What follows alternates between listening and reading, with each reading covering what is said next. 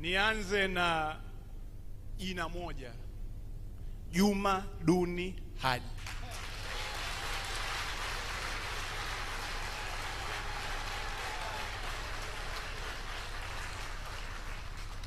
Babu, uwepo wako, nitatumia neno la Kizungu, unatupa comfort.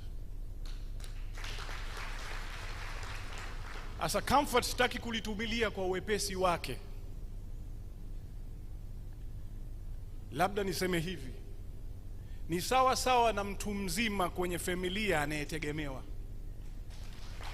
Mnajua kwamba akiwepo mtu fulani hapa haribiki jambo.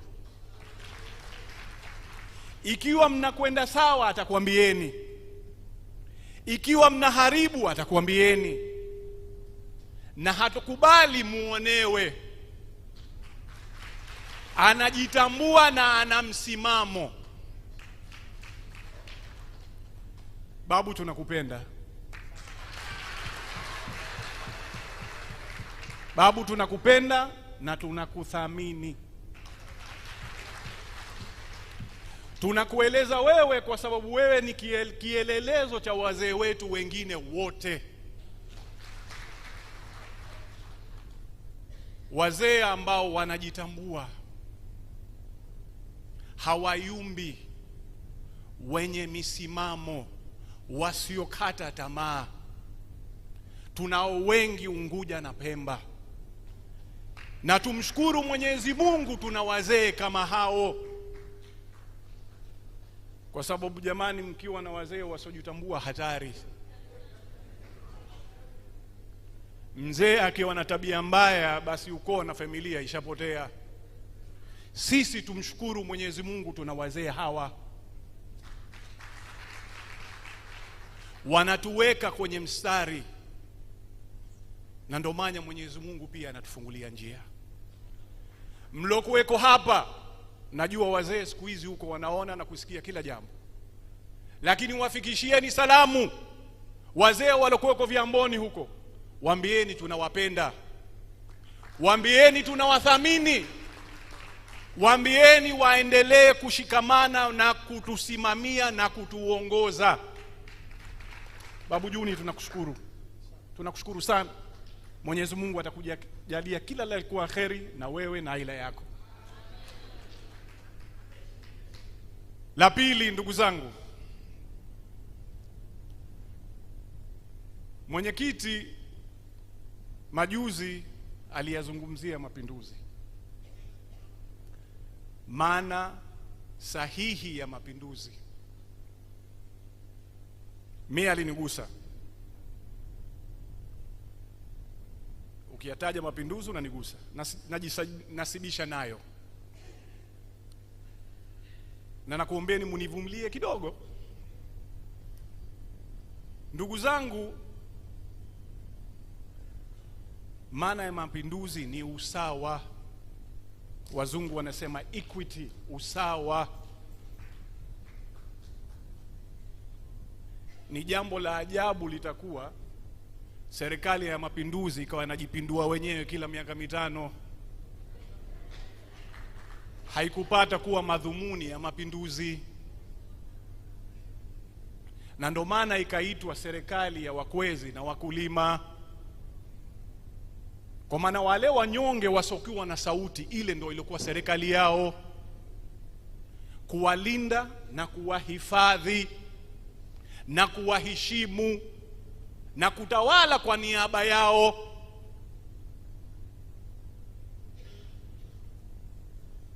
Mmenifahamu? Sasa mimi namshukuru sana mwenyekiti wetu, aliliweka vizuri hili. Madhumuni ya mapinduzi ni sisi, kila mmoja wetu, Unguja na Pemba na visiwa vingine vyote vinokaliwa na wanadamu katika Zanzibar hii. Si jambo jingine lingine lolote lile. Wala haikuwa madhumuni ya mapinduzi kila miaka mitano ikawa inafanya mapinduzi tena. Mapinduzi yashamalizika. Yalikuwa siku moja tu, tarehe 12 Januari 1964. Marehemu Mzee Karume akaitandika serikali yake na wakaweka miongozo. Miongoni mwa miongozo hiyo ni sisi na ustawi wetu, haki zetu, fursa zetu na uwajibikaji wa serikali kwetu sisi, si kikundi cha watu. Na sisi hatuwezi kukubali vingine vyovyote vile. Mapinduzi! Naam, hatuwezi kukubali vingine vyovyote vile. Jengine, ndugu zangu, sisi upande huu wa Maalim Seif tuna utamaduni wetu wa kisiasa, political culture. Tuna utamaduni wetu kwa namna tunavyoishi na desturi zetu. Sasa hapa nataka kidogo tukumbushane, tusibadilike, kwa sababu utamaduni huo na desturi hizo ndizo zinotutambulisha sisi na kutatofautisha sisi na wengine. Bado nafikiri hamjanifahamu. Utamaduni huo, desturi hizo ndizo zinatutofautisha sisi na wengine. Na ndo maana kupendwa na kuitika kwetu, kielelezo kimoja ni mimi na wengine wengi kama mimi tulotoka huko tukaja huku. Kwa hayo sasa, tukiondokana na desturi na utamaduni huo, tutakuwa sawa na wengine.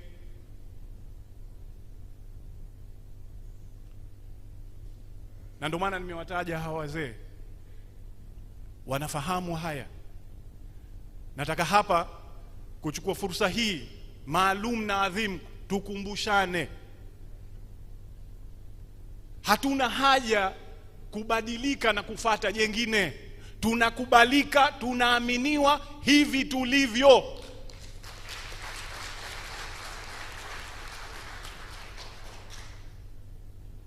Jamani, kwetu kutamu si kutamu? Sasa kwa nini mwende mkatafute machungu? Watu wote wanakimbilia huku. Sasa kwa nini sisi tuanze kukimbilia kwingine?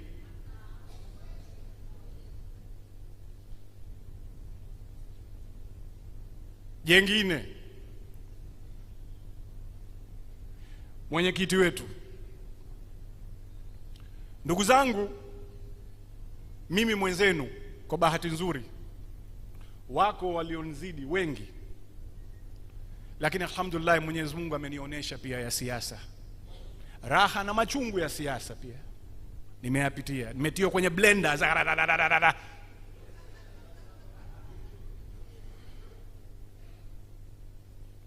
Nilikuwa na wahesabu kunguni wa Madema pale tu kila wakati, nilikuwa naweka hisabu. Shoto tushapitia huko. Najua kwa huku sio ya mimi peke yangu, tushapitia wengi. Ninachotaka kuwaambia, la kwanza, mara nyingine yanaweza kuwa yanatupita sisi wenyewe hatutambui. Mwenyekiti wetu amekuwa mwenyekiti wa chama chetu kipindi kigumu sana, tulipoondokewa na mzee wetu. Naturally mazingira yale ni magumu, kwa sababu aliyekuwa anachukua nafasi yake hakuwa mtu wa kawaida. Sitaki kumtukuza, nasema kwa sababu nampenda.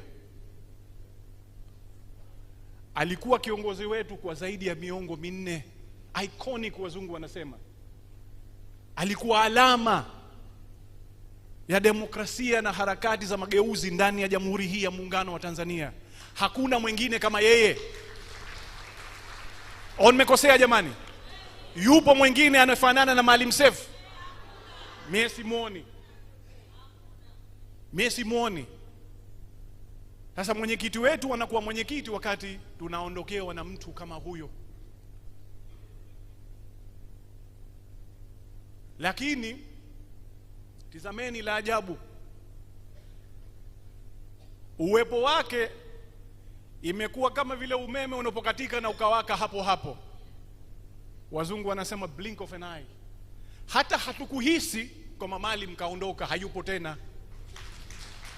Jamani, mnaliona lakini hilo? Hakuona sababu ya kubadilisha desturi, utamaduni na misingi iliyojengeka. Aliona kwamba hichi chombo kinaelea, kimeundwa. Yeye akaongeza ya kwake, na wala hatukuhisi kwamba mali mkaondoka. Tunaendelea kuwepo, utafikiri mali yupo. Huo ni uongozi. Uongozi wa namna hiyo unataka busara kubwa sana, kwa sababu ingekuwa mtu ambaye anataka kulazimisha hali aonekane yeye kwa mazingira kama yale, tushavurugika. Wako wachache waliofunga virago wakapita mlango wa nyuma, lakini wako wapi?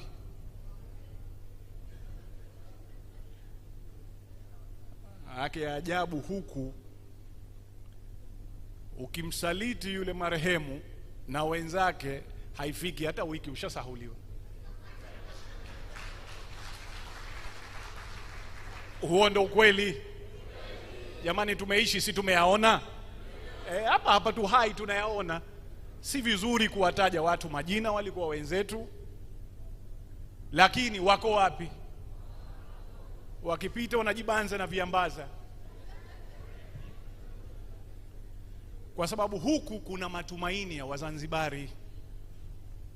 Huwezi kusaliti matumaini ya Wazanzibari, utapotea njia tu. La pili, kipindi chote hichi mimi ni miongoni mwa, na wenzangu ni miongoni mwa hiyo kamati ya mashauriano. Ndugu zangu, nataka niwahakikishie, mikononi mwa Mheshimiwa Othman Masoud Othman tuko salama.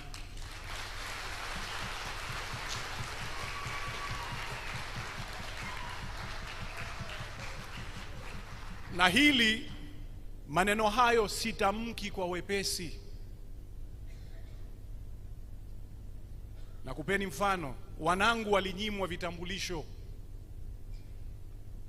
Utambulisho wa jana nchi walinyimwa. Mambo kama hayo si ya kufanyia maskhara. Hatuwezi kufanya maskhara na hatima yetu sisi.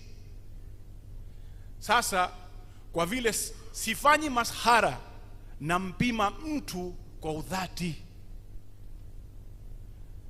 na ndo maana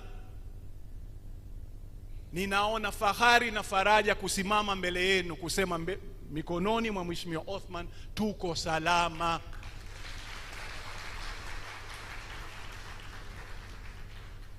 Na pengine kwa hayo nataka kuyasema mengine, Maalim Seif yeka wengine mnaweza mkanuna, lakini msiune mie miongoni mwenu, maana na mie nampenda Maalim Seif hivyo hivyo. Kwa mengine mwanafunzi kamzidi maalimu wake.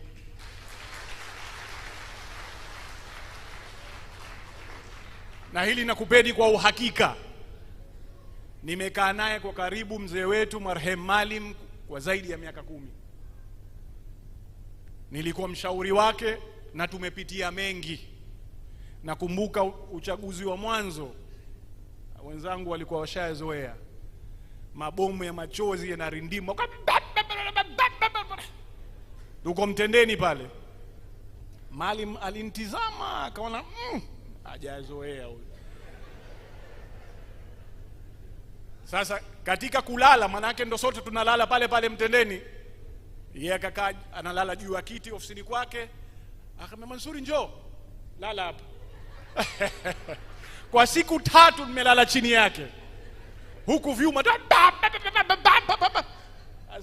Mheshimiwa Mazrui, Mheshimiwa Jussa wanaingia wakitoka, chai mkononi. Nikasema subhanallah, wana chai mkononi.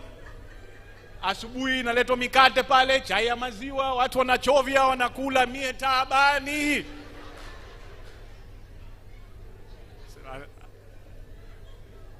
Alhamdulillah, yamepita mengi. La mwisho, baada ya utiaji wa saini, nimepigiwa simu na walokuwa wenzangu wengi, sio waliokuwa wenzangu hasa, walokuwa upande wa Chama cha Mapinduzi.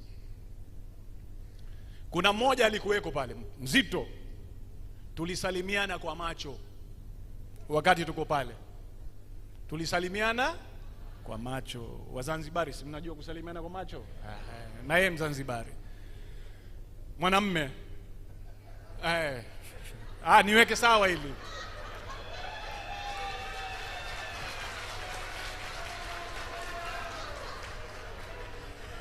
ACT Wazalendo, Mapinduzi. Alinisalimia kwa macho. Nikae kitako? Umesimama. Baadaye akanipigia simu, akatumia namba ya simu, aliniletea message, nikajua huyu. Akatumia namba ya simu ambayo mimi sijui, lakini alikuwa kishaniletea message. Kwa anavyoandika namjua. Nikamsikiliza, tukazungumza. Akanambia, lakini utekelezaji, hayo yote mlotia saini, nini utekelezaji? Nikamwambia, ushamaliza? Nikamwambia, sikiliza, tunakujueni kama mimi ninavyokujua wewe. Vipi? Lakini nikamwambia, sikiliza Sheikh, mimi na wewe katika umri ambayo tunatumikia siasa kwa ngazi hiyo, tunatumikia kwa zaidi ya miaka 20 sasa. Yamepita mengi, lakini nyinyi mwisho mlirudi wapi? Kwa maana ya wao, mlirudi wapi? Panda shuka, vishindo, fanya ufanye, mlirudi wapi? Si pale pale Ikulu kwenye meza ya mazungumzo? Na ile nyumba ya kutia saini mmeijenga nyie, na nyote mlikuwepo, chama chako chote kilikuweko pale. Nikamuhisabia, alikuweko mwenyekiti wa chama chako, alikuwepo makamo, katibu mkuu, makamu wa rais, wajumbe wa kamati kuu, wal halmashauri kuu, viongozi wa serikali, chama kizima kilikuweko pale. Nini maana yake? Kwamba mwishowe mtarudi pale pale kwenye meza ya mazungumzo. Hakuna njia nyingine. Nikamwambia, mimi na wewe tangu mwaka wa 2000 tumepitia mengi, lakini mwishowe nini? Tunarudi pale. Na tukafika kukubaliana kwamba hakuna njia nyingine isipokuwa njia sahihi tuliopitia hivi sasa ya mazungumzo na kufikia makubaliano. Utayakhalifu mara moja, lakini mwisho utafika wapi? Pale kwa ACT Wazalendo. Sasa ndugu zangu, kwa nini nimeyasema hayo? Sisi hatuna ndimi mbili, tuloliamini ndio hilo.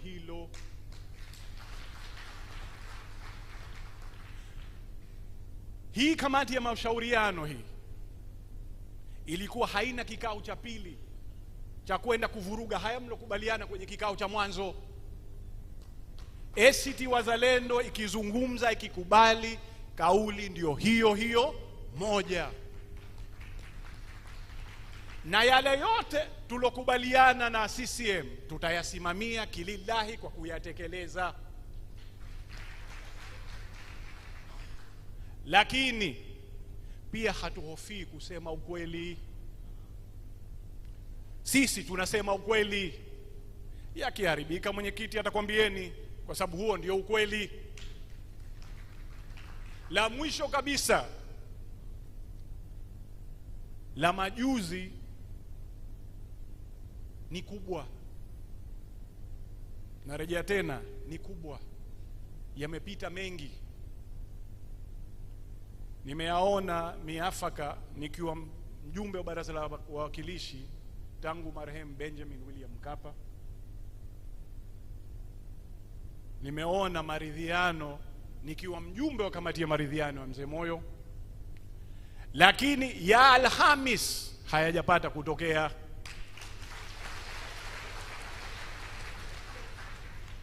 Na ndo maana nikakwambieni mikononi mwa Mheshimiwa Othman Masoud Othman tuko salama.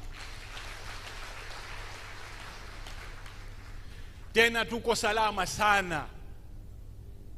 Tuna nahodha madhubuti. Mwenyekiti, tunakushukuru sana. Hajayumba kwenye misingi tulioachiwa na wazee wetu. Kwetu sisi vyeo si sababu. Kwetu sisi ni utengenezaji wa nchi. Hakuna jengine. Wengi pengine mlidhania akenda siku ile ya Ikulu atakuwa makamu. Bado si makamu wa rais. Wala hatuna haraka. Wala hakuna haraka.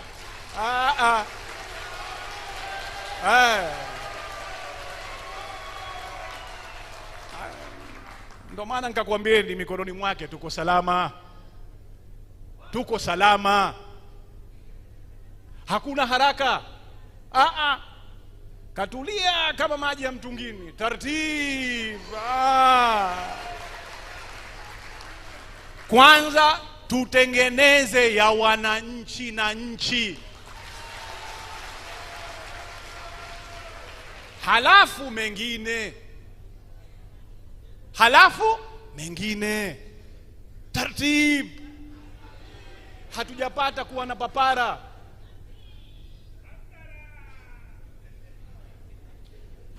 Jamani, utamu unanikolea, bora niishi hapa. Mapinduzi! Mapinduzi! Mapinduzi! Asanteni sana.